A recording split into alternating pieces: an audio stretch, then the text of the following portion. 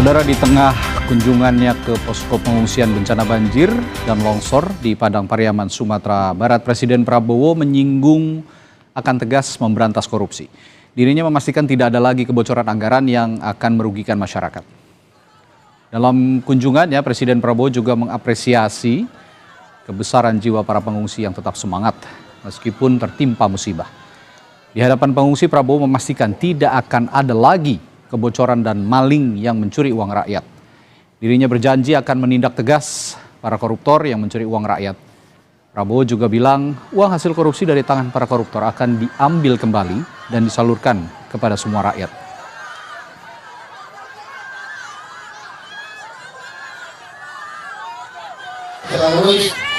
Harus mengelola di pusat supaya kekayaan negara benar-benar hidup rakyat. Dan tidak ada kebocoran, tidak ada maling-maling yang menjadi uang rakyat.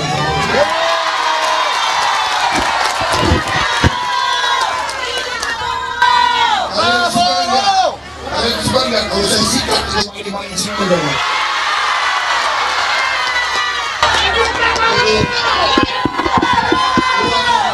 Uang yang mereka curi nanti kita alirkan semua ke rakyat, ya. Terima kasih. Walaupun segala tempat yang biasa sedang mengalami musibah, tapi semangatmu luar biasa. Saudara, kasus korupsi yang menjerat kepala daerah kembali terulang. Bahkan mereka terjerat di usia jabatan yang kurang dari 1 tahun. Nah, dengan adanya kasus korupsi yang menjerat kepala daerah membuat masyarakat jengah dengan pemimpin di daerahnya. Untuk membahasnya, kita sudah kedatangan peneliti Litbang Kompas, Vincentius Githiarko. Silakan, Mas Vincent. Selamat malam. Ya, Mas Vincent, ini kan kalau dari survei Litbang Kompas, rakyat katanya sudah jengah begitu melihat kelakuan kepala daerah yang kerap sekali beberapa kali melakukan praktik korupsi. Sebenarnya berapa banyak kasus korupsi yang menjerat kepala daerah sampai November 2025? Ya, kalau dari kasus, kalau kita mengacu data dari KPK yang ditangani itu, kalau kita bicara persentase sekitar 51% dari seluruh kasus yang ditangani oleh KPK terkait korupsi ini, 51% itu melibatkan pejabat daerah ya. Terkait pejabat legislatif maupun eksekutif begitu. Tapi kalau kita bicara angka khusus kepala daerah itu sebenarnya sekitar 20 tahun terakhir ini data KPK juga mencatat bahwa 200 kepala daerah yang tersangkut dengan kasus korupsi. Oke, baik. Nah, ini Litbang Kompas melakukan pengumpulan pendapat terhadap 514 responden dan dari 70 kota di 38 provinsi dalam kurun waktu 10 hingga 13 November ya, Mas Vincent ya.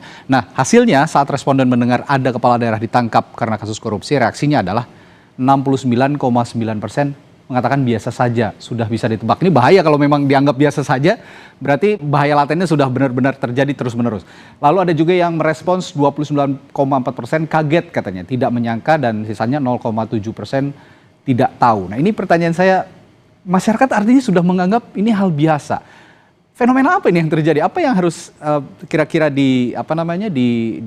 diberikan pemahaman kepada masyarakat bahwa korupsi itu jangan dianggap bisa saja gitu? Ya, sebenarnya biasa saja di sini sebenarnya tadi ya mencerminkan bahwa kalau kita bicara angka kan ini kan artinya 7 dari 10 responden itu mengatakan ya itu udah nggak kaget gitu ya.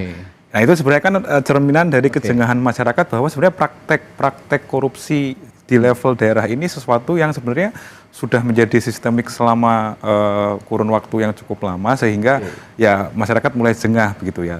Tapi apakah sebenarnya masyarakat menormalisasi itu?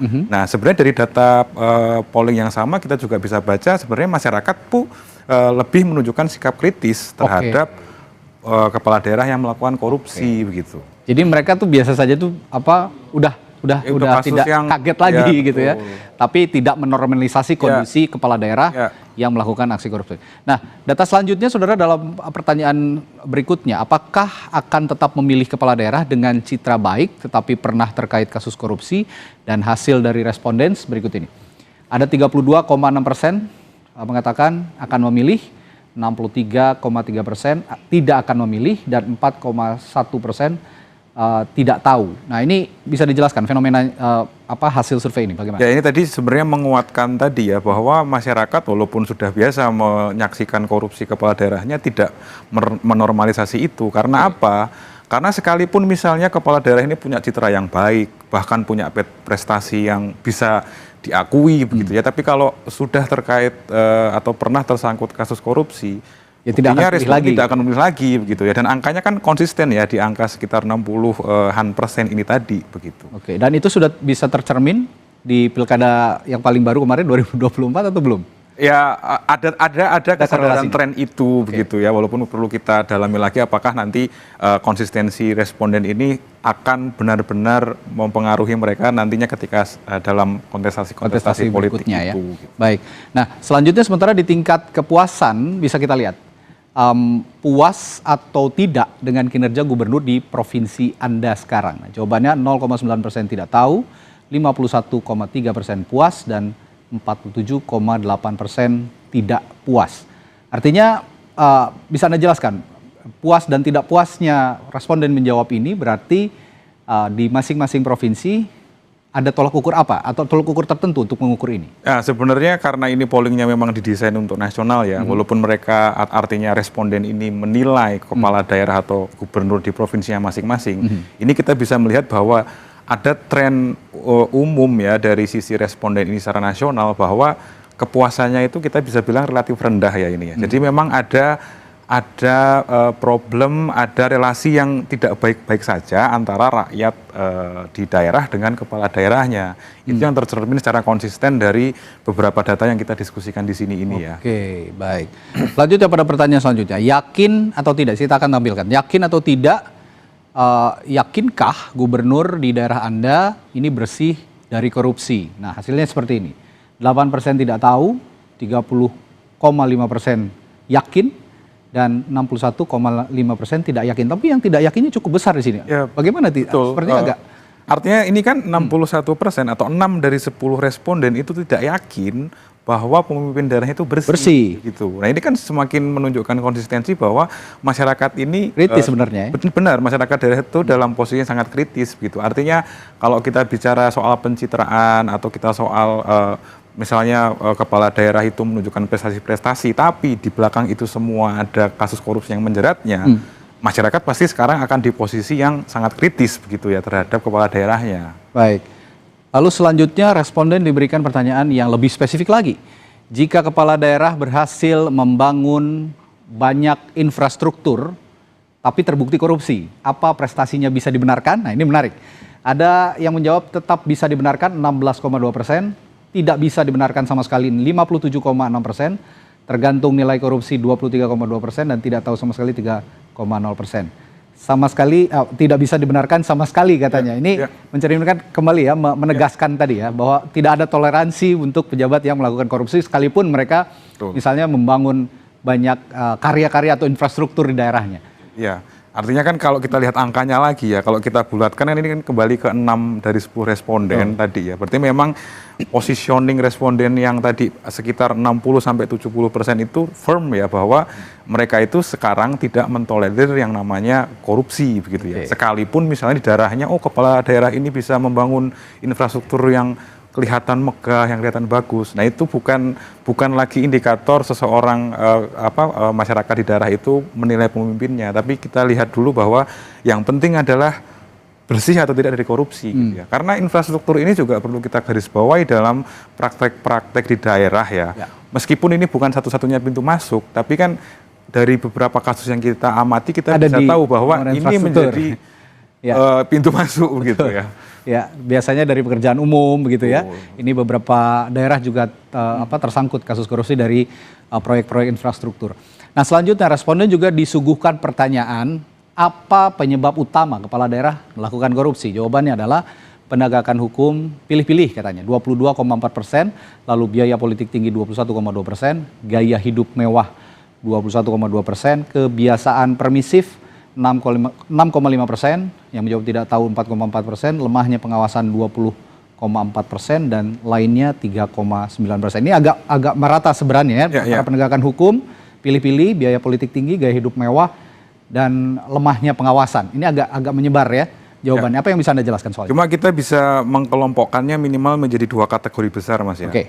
Yang pertama adalah sisi internal ya, artinya sisi pribadi si kepala daerah ini sendiri. Itu kalau kita kelompokkan kan soal biaya politik tinggi dan gaya hidup mewah. Ini kan separuh kan di situ ya, hampir separuh di situ. Artinya publik itu melihat bahwa sisi personal atau sisi niat gitu atau agensi dari si kepala daerah ini sendiri itu memang mempengaruhi penyebab korupsi. Baru yang separuh yang lain itu sisi yang lebih eksternal ya, yaitu adalah soal penegakan hukum yang masih pilih-pilih dan lemahnya pengawasan gitu.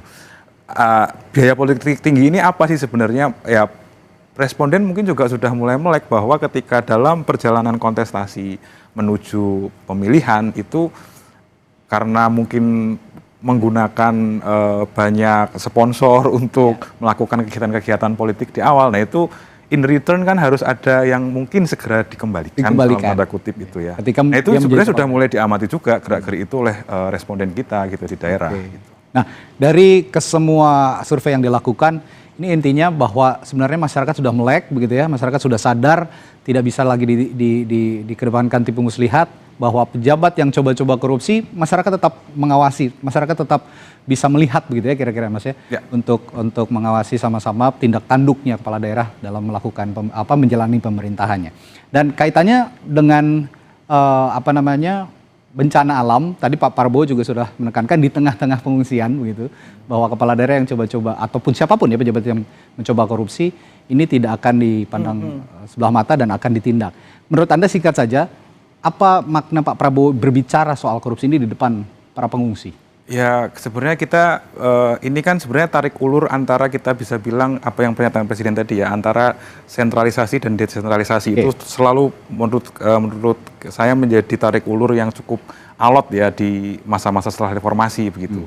Mungkin yang dikehendaki oleh Presiden adalah adanya sebuah sentralisasi administrasi sehingga tadi mungkin kebocoran-kebocoran anggaran yang itu dimanfaatkan di daerah untuk praktik-praktik korupsi itu bisa dikurangi begitu dan bisa diawasi lebih ketat.